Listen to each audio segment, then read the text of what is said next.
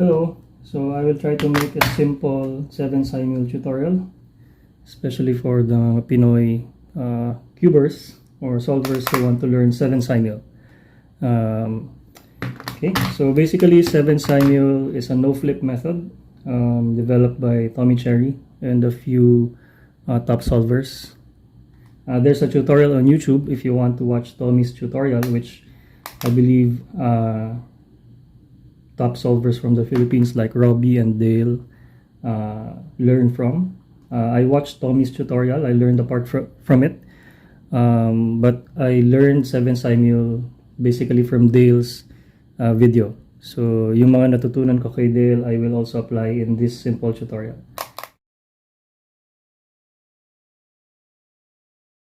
Okay, so first things first, 7 Simul has two parts: execution and memo. So basically, memo part starts from the back, whichever face you start in, and then you flip X2, and then you execute from the front. So next is the way that you flip to memorize. On some tutorials, they flip like this. And it might be confusing because you might forget saan ka ba nag-start mag-memorize. Dito ba or dito? So in order to avoid that, and this one I learned from Dale, you can hold the clock like this and flip like that. So which means whenever you pick up the clock, after the cover is removed, pick up and then flip like that. So memo from this with this grip and execute with this. Timer start, grab, and then execute. Next thing is that the importance of memoing from any angle. When we say memo from any angle, it means you can memorize from any angle when whichever direction naka-point yung 12 o'clock. So it does not matter kung nasa top yung 12, nasa left side, the bottom, on the right, and then back to top.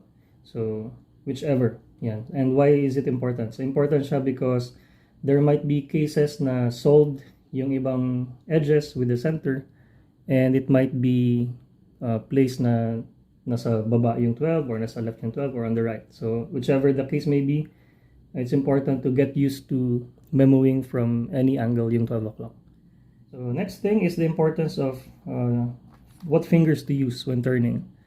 So yeah, the most crucial I would say is the use of the pinky fingers. So left pinky and then right pinky. Yeah. So it's important to look at the clock as one side has positive numbers, one side has negative numbers. So I imagine it like this. The ones on the right side of the clock, meaning yung nasa half niya, right half niya, are positive numbers. So meaning positive 1, positive 2, 3, 4, 5, 6. Okay, I'll go back to 12. What about the other half, the left half? If we just count it as is clockwise from 12, definitely we can count 1, 2, 3, 4, 5, 6, 7, 8, 9, 10, 11, 12. Back to 12. But it's difficult to do positive 9 moves. It's so many turns, right? So instead of doing that, 9 moves is the same, for example, as negative 3. So negative 1, negative 2, negative 3. It's just turning counterclockwise. So I remember this left side, left half of the clock as negative numbers. So negative 1 is basically the 11 o'clock position. Negative 2 is the 10 o'clock position. Negative 3 is the 9 position. Negative 4 is the 8 position. Negative 5 is the 7 position. Basically that's it. So in order for us to memo easier, instead of looking at the clocks as positive or negative numbers, we convert them to letters. So ito yung pinakamadaling way that I can explain it. 1 o'clock position is A, 2 is B, 3 is C, 4 is D, 5 is E, 6 is F. This position, I will call this negative 5 because this is, again, negative 5 moves away from 12. So again, negative 1, 2, 3, 4, 5. So again, A, B, C, D, E, F. Negative 5 is G.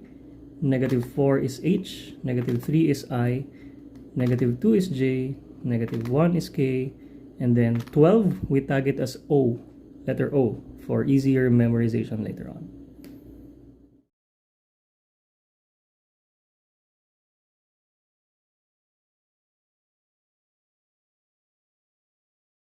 So just a side note, as Robbie mentioned, we can use any letter to memorize the 12 o'clock position. So for me, I just use O, but for Robbie, he uses L. So whichever letter you want to use for 12, as long as it will help you memorize easier.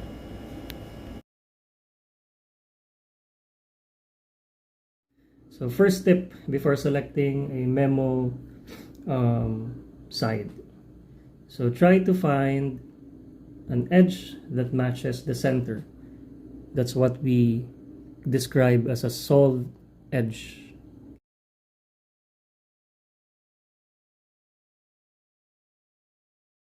Okay, so for this particular scramble, mukhang walang solved edge, meaning walang edge that matches the position of the center clock. For those who are again not familiar, ito yung names ng mga clocks. So this is the center clock, edge clock, edge clock, edge, edge, and then these four are the corners. So on this particular scram, there are no solved edges, no edge that matches the center clock. If that's the case, the next best thing that you can do is try to find an edge that is close to the center, meaning with the least amount of moves na magmamatch yung edge to the center. Yan. For this example, sige, let's look at this. This needs to match this clock. And it's -1 move away because this will need to do -1 move para magmatch dito. So that's a good start. Let's look at other angles. This clock needs to go or needs to match this clock. So it will do 3 moves. Positive 3 moves. Pwede, but the -1 is better kasi isang move lang siya away. This clock to that clock, how many moves? Right, that's 3. So 1, 2, 3 to match this clock. Pwede din, but again, we have that -1 move away. Okay, this clock to that clock, how many moves? Correct, that's 1. So it needs to go from this to this to match this clock. Yeah, so again, I will not be doing maths to compute, but more on visualization. So you may hear me saying this to that many times dito sa tutorial. So this clock to that clock will just needs to do 1 positive turn para magmatch sila. So that's also a good option. So far we have this option, -1 move, and this option, 1 move lang siya. Okay. Sa backside naman, let's see if there are good options as well. So I hope you can see the 12. Naka-unders mode kasi. So from this clock to that clock, it needs to do 2 moves. Okay, close, pwede. This clock to that clock, that's 1 move away. So that's also a good option. This clock to that clock, that's 1 move away as well para magmatch sila. So that's a good option as well. This clock to that clock, it requires -4 moves. So far siya yung pinaka hindi magandang option. Yan. The least that is applicable. Yeah, okay. So now we go to the memorization part. For the memo, again, we select a memo face na merong good or solved edge kung meron man. But for this particular scram, we checked earlier, there are no solved edges. So for this scram, I will start memoing from this face. So notice that 12 is pointing up. Yeah. So again, memo side starts from the back. Later on, I will place the clock, start the timer, execution side from this face. Okay.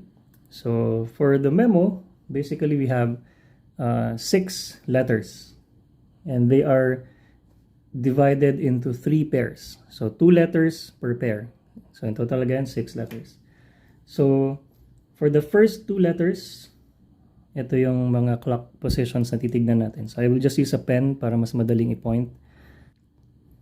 Okay, so first letter or M1, from this clock to this clock. How many moves for this clock to match this clock? Yun yung titignan natin. So this clock needs to do -1 move because it will need to do -1 move to match this. And -1 in our letter scheme is what letter? -1 move is K. Okay, so remember that M1 is K. Okay, also just a tip, notice my grip is like this because I don't want to let go of this grip, because this is important later on when flipping back and forth when you memo. Yeah, so para hindi kayo malito. Okay, M1 is done. So again, M1 is this clock to match this clock. That's -1, or in the letter scheme, that's K. Next is M2. M2, we will look at 4 clock positions. So first 2 clock positions is this clock needs to match this clock. So this needs to do how many moves to match this clock? -1, -2, -3, -4 moves para mag-match dito. So this to this clock is -4. Now flip to the other side. Apply -4 here at this clock. Imagine this clock. Where will this clock go if we put -4 sa kanya? So it will do -1, -2, -3, -4. So this clock will go here. So imagine that clock position, this one. Okay? So how many moves now from this clock naman to match that imaginary clock position? Sige, so try. I hope you can see the clock. Try to count. So this clock needs to go here. Or ito siya sa clock position na to. It needs to go -1, -2, -3, -4, -5 moves. -5. That's your M2. Or -5 in our letter scheme is G. Yan. So combining M1 and M2, M1 is K, M2 is G. You put them together, you have the letters KG. So you can think of a word na 1 syllable lang na mayroong sound na K and G. Or for me, I just use the sound KG. KG. Yeah, so that's M1 and M2. M3, we flip back. So again, notice my grip. It's still the same. I do not let go. Nakaganon pa din siya. So for M3, you just need to look at 2 clock positions. From this clock, how many moves from this clock to match this clock? And so let's see. This will need to do 1, 2, 3, 4 to match this clock. 4 moves. What is 4 in our letter scheme? It's D. So M3 is D. So recalling M1 and M2, that's KG, KG. Recall M3, this is D, letter D. Flip back. M4. M4, we just need to look at 2 clock positions. This clock to this clock. Meaning, again, how many moves from this clock to match this clock. So this clock needs to do 1 move to match this. So 1 move, or 1. What's 1 in our letter scheme? That's A. So recalling all in all together, yung 4 letters natin. M1 and M2 is KG, KG. M3 and M4 is DA, da. So for me, I just use the sounds KG, da to memorize KG, DA. Last 2 parts. Ito na yung most difficult part for memorizing 7 Simul. So M5, let's go. So from this clock position, how many moves to match this clock? So we count -1, -2, -3. Yeah. Apply -3 to this clock. So imagine where this clock will go with negative 3 moves. So negative 1, negative 2, and negative 3. It will go here. Okay. Now, how many moves from this clock to match that imaginary clock? So let's count. Negative 1, negative 2. Okay, negative 2 moves. Now you flip. Okay, so again, notice my grip. Hindi ko siya tinatanggal. Same position pa din. Imagine where this clock will go with negative 2 applied to this. Okay, so let's count. Negative 1, negative 2. This position. Now, how many moves from this clock to this clock position?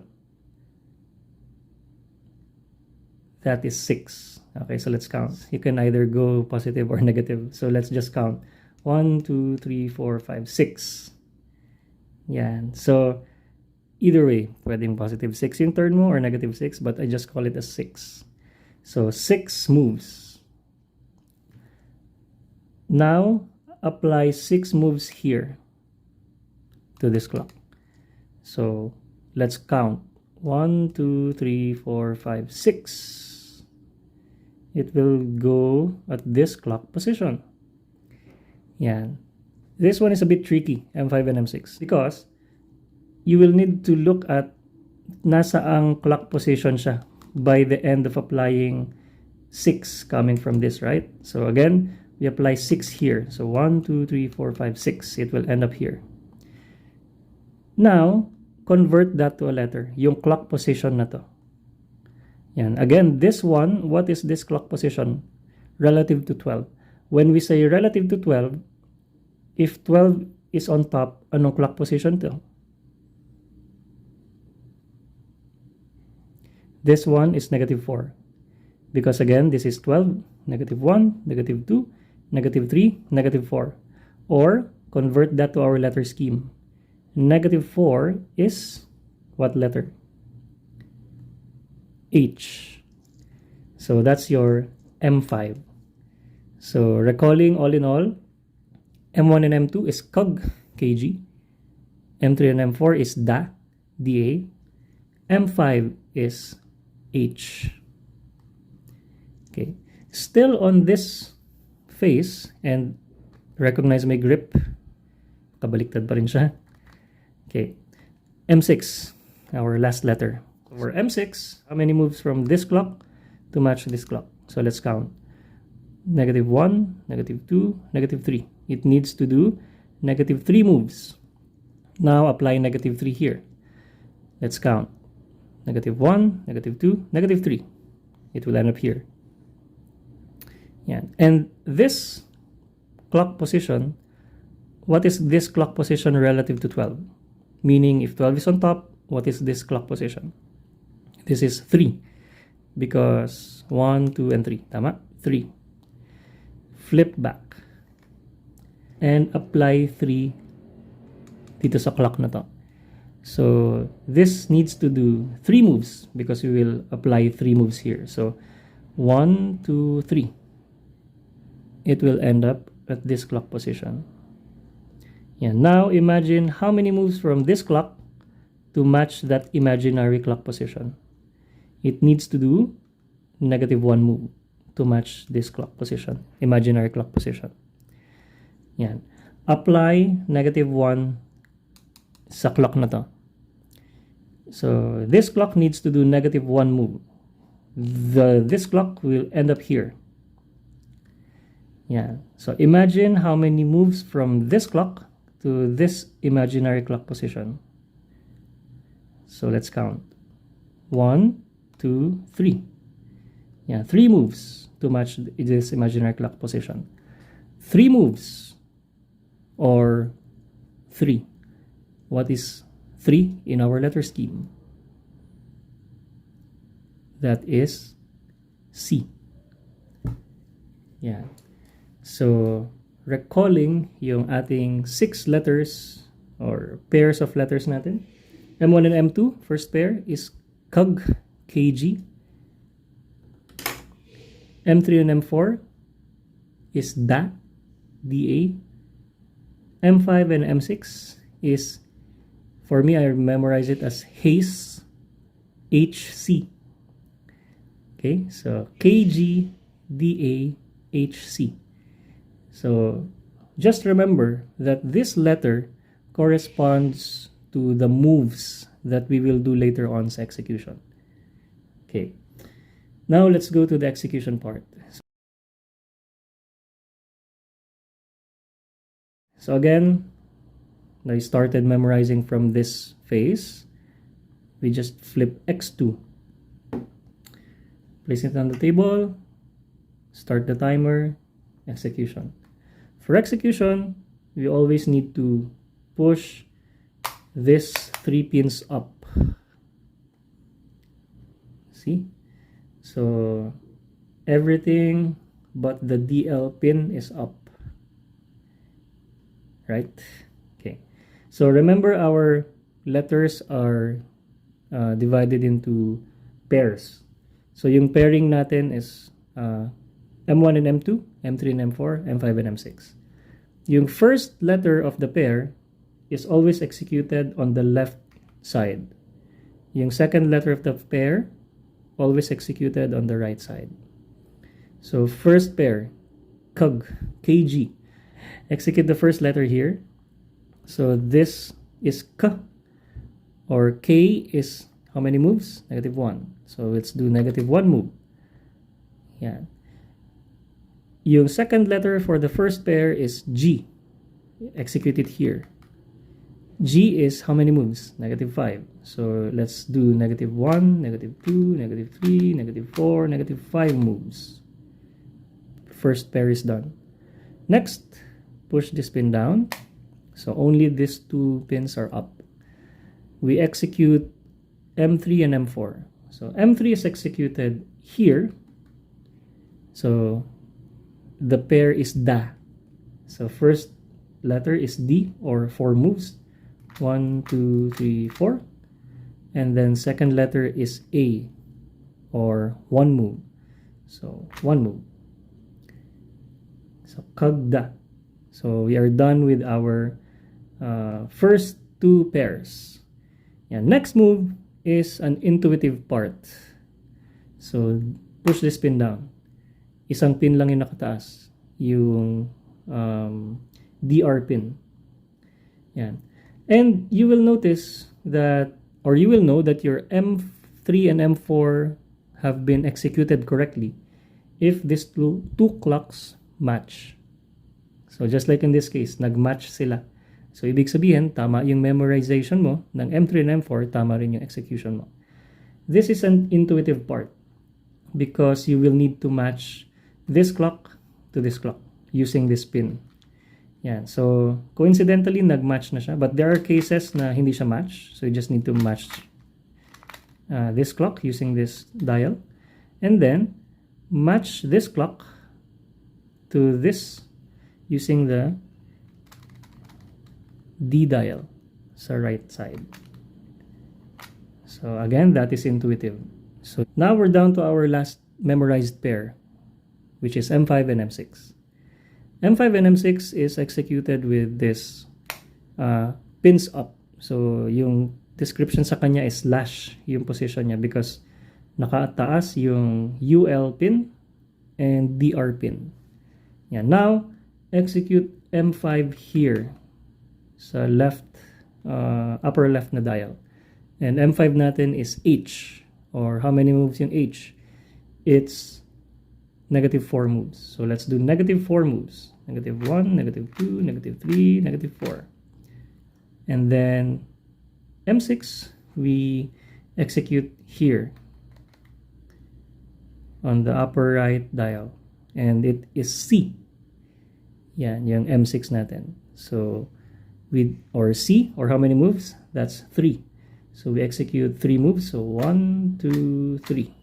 So we are done with the execution ng mga memorized pairs. What's left after this is purely intuitive na. Yeah. So for the next intuitive part, push this pin down. Only the UL pin is up. Yan. What we need to do is to match this block to this clock. So by using this dial.